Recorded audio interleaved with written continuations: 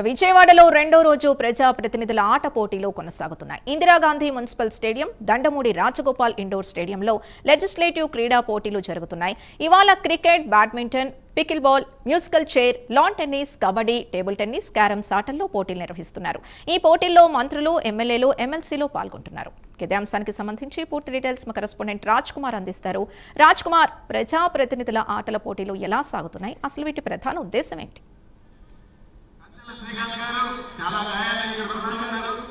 Right Sindhu, మొత్తానికి ఏదైతే ఆంధ్రప్రదేశ్ శాసనసభ సభ్యులు, అదేవిధంగా శాసన మండలి సభ్యులు, అదేవిధంగా మంత్రులు అందరూ కూడా చాలా రోజులు అంటే ఒక సంవత్సరం పాటు వారు ప్రతి సంవత్సరం కూడా అసెంబ్లీ సమావేశాలు జరిగినటువంటి సమయంలో మరి ముఖ్యంగా ప్రతి సంవత్సరం ఏదైతే ఇటు బడ్జెట్ కేటాయిస్తారో 3 నుంచి 4 సార్లు బడ్జెట్ కేటాయించబడుతుందో ఈ బడ్జెట్ సమావేశాల్లో ప్రత్యేకంగా ఎక్కువ రోజు శాసనసభ సమావేశాలు జరుగుతాయి కాబట్టి అందులో ప్రధానంగా 2 నుంచి 3 రోజుల పాటు శాసనసభ్యులందరూ కూడా ఆట విడుపు కార్యక్రమాన్ని ప్రత్యేకంగా శాసనసభ పతి ఏదైతే అయ్యన పాత్రుడు ప్రత్యేకించి ఆటల పోటీలు నిర్వహించాలని ప్రత్యేకంగా నిర్ణయించుకున్నారు. దాదాపు 14 క్రీడలను ఏదైతే శాసనసభ్యులు ఎంచుకోవడం జరిగింది.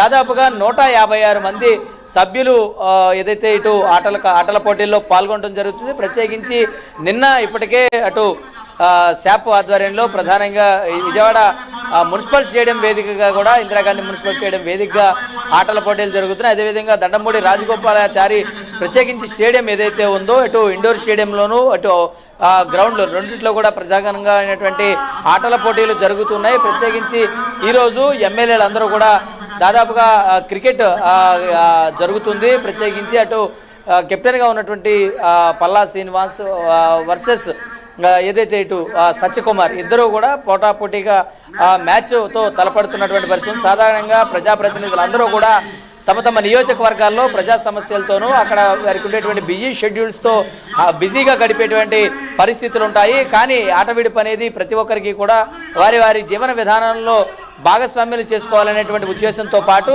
ఆయా నియోజకవర్గాల్లో ప్రత్యేకించి ఏదైతే కేటాయించబడతారో, ఎవరైతే క్రీడాకారులుగా గుర్తించబడతారో వారిని ఒక నూతన ఉత్సాహంతో వారందరినీ కూడా తోడ్పాటును అందించేటువంటి విధంగా గతంలో ఏదైతే పోయిన సంవత్సరం నిర్వహించినటువంటి ఇదే స్పోర్ట్స్ మీట్ కార్యక్రమంలో ఇక్కడ కార్యక్రమాలన్నీ ముగిసినటువంటి తర్వాత వారి వారి నియోజకవర్గాల్లో కూడా ప్రత్యేకించి ఈ కార్యక్రమాలని ఆయా నియోజకవర్గాల్లో పోటీలు పెట్టి ఆ యువతనందరినీ కూడా ప్రోత్సహించినటువంటి పరిస్థితి ఉంది. ఈ సంవత్సరం కూడా ఇక్కడ ఏదైతే పోటీలు నిర్వహిస్తున్నారో ఆయా రంగాల్లో నిష్ణాతులైనటువంటి యువకులకు ఉపయోగపడేటువంటి విధంగా శాప్ను అనుబంధం చేసుకుంటూ ప్రత్యేకించి కొన్ని కార్యక్రమాలు చేయాలనే ఒక నిర్ణయానికి వారందరూ కూడా రావడం జరిగింది. ఈరోజు లేదా రేపు ఇంకా రేపు కూడా ఈ కార్యక్రమాలు ఉంటాయి కాబట్టి ఉప ముఖ్యమంత్రి పవన్ కళ్యాణ్తో పాటు ప్రత్యేకించి మంత్రి నారా లోకేష్ కూడా ఏదో ఒక సమయంలో వారు కూడా వచ్చి ఈ పోటీల్లో పాల్గొనాలని అయితే ఎమ్మెల్యేలందరూ కూడా ఆకాంక్షిస్తున్నారు. దాదాపుగా 156 మంది ఈ యొక్క పోటీల్లో పాల్గొనబోతున్నారు. అటు వైఎస్ఆర్ కాంగ్రెస్ పార్టీకి సంబంధించినటువంటి ఎమ్మెల్యేలు కూడా కొంతమంది పోటీ చేసేందుకు పేర్లు కూడా నమోదు చేసుకోవడం జరిగింది. ఇది ఏదైతే రాజకీయం కాదు, ప్రతి ఒక్కరూ కూడా భాగస్వామ్యంగా కలిపి ఈ కార్యక్రమాన్ని నిర్వహించాలని ఏదైతే ప్రతిష్టాత్మకంగా తీసుకుంటూ ఉన్నారో దానికి అనుగుణంగానే జరుగుతుంది. మ్యాచ్ కూడా జరుగుతూ ఉంది, చాలా ఉత్కంఠభరితంగా జరుగుతుంది.